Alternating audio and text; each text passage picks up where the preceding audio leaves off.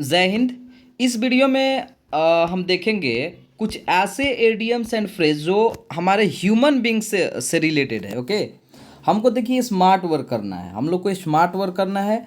अगर हम लोग को याद रखना है बहुत मतलब अधिक से अधिक यानी important idioms and phrase, okay, तो वी डू स्मार्ट वर्क।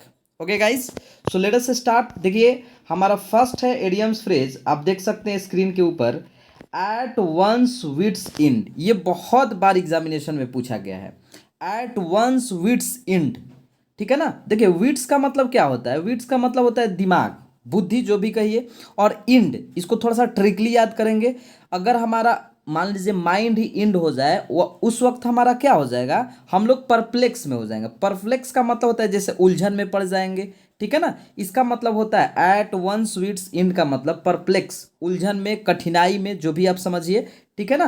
तो यही होता है एट वंस विट्स इंड का मतलब। ठीक है, मतलब उलझन में होना, कठिनाई में होना। ठीक है ना। सही निर्णय न ले पाना, आप ये भी बोल सकते हैं। ठीक है, तो परप्लेक्स का मतलब यही होता है। सेकंड देखिए क्या है, at the spur of the moment. At the spur of the moment, ठीक है ना, ऑफ द मोमेंट, इसका मतलब होता है बिल्कुल सही समय पर, एट द एग्जैक्ट टाइम। ठीक है ना, एट द एग्जैक्ट टाइम। ठीक है, at the spur of the moment का मतलब होता है उसी समय पर या सही समय पर, at the exact time. Third, third है हम लोग का एबव बोर्ड। एबव बोर्ड का मतलब होता है honest and straight forward. It means एकदम ईमानदार व्यक्ति को हम लोग बोलते हैं above board. Okay, above board का मतलब क्या होता है, ईमानदार व्यक्ति हम लोग बोल सकते हैं। ठीक है, ईमानदार और सरल जो भी दिया हुआ है, स्ट्रेट फॉरवर्ड पर्सन को हम लोग बोलते हैं above board. As at fit as a fiddle. ठीक है ना, एट फीट, फीट का मतलब समझ रहे हैं ना, एकदम स्वस्थ। एज अ फीडल इसका मतलब ये होता है strong and healthy, strong and healthy, मजबूत और स्वस्थ। ठीक है ना। At cross पर्पोजेज।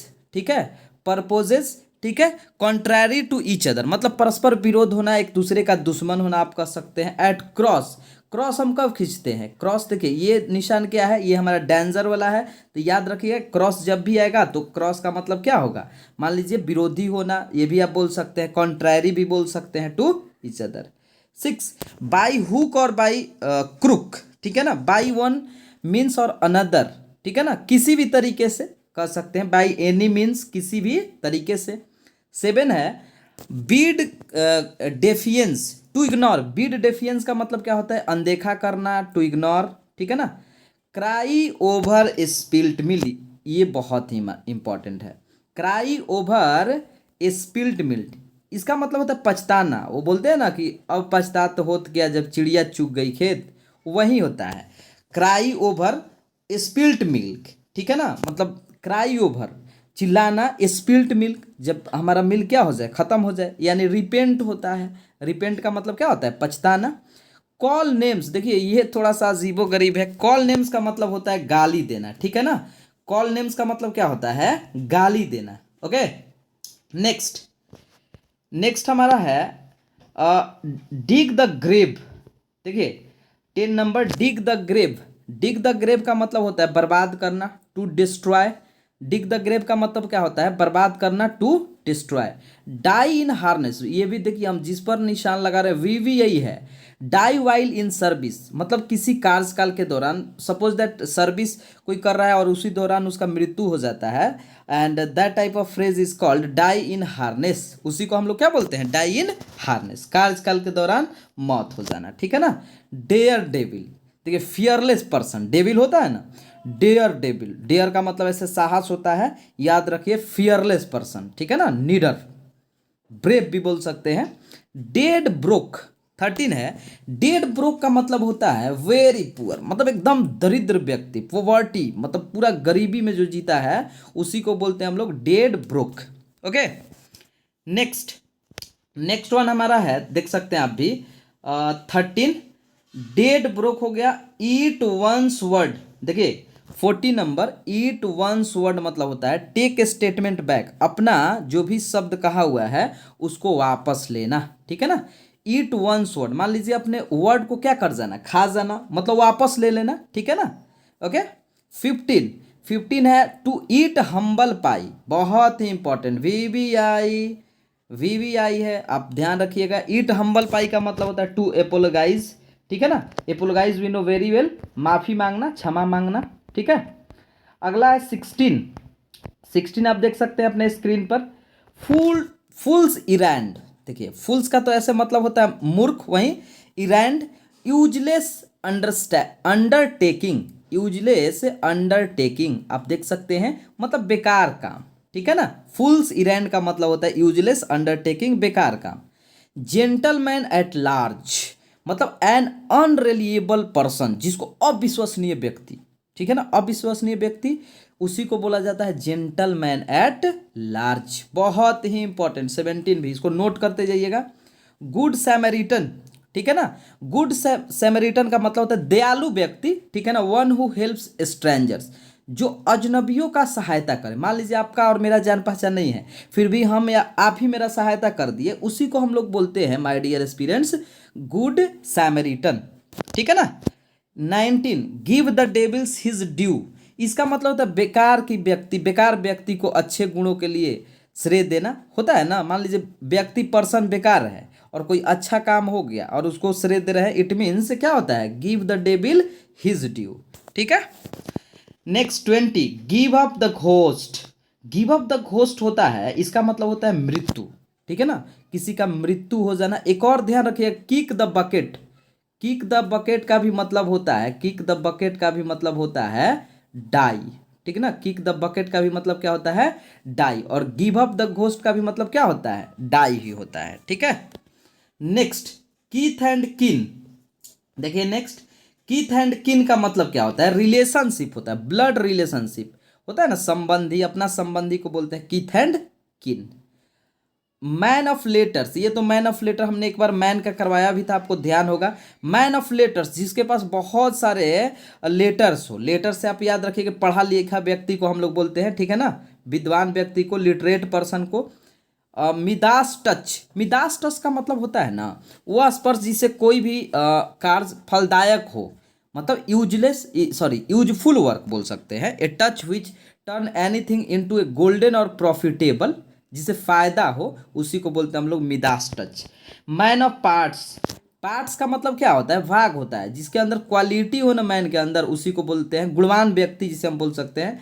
Man of A straw, straw का मतलब क्या होता है, वीक पर्सन को बोला जाता है, ठीक है ना, कमजोर व्यक्ति को मैन ऑफ ए स्ट्रॉ, ठीक है।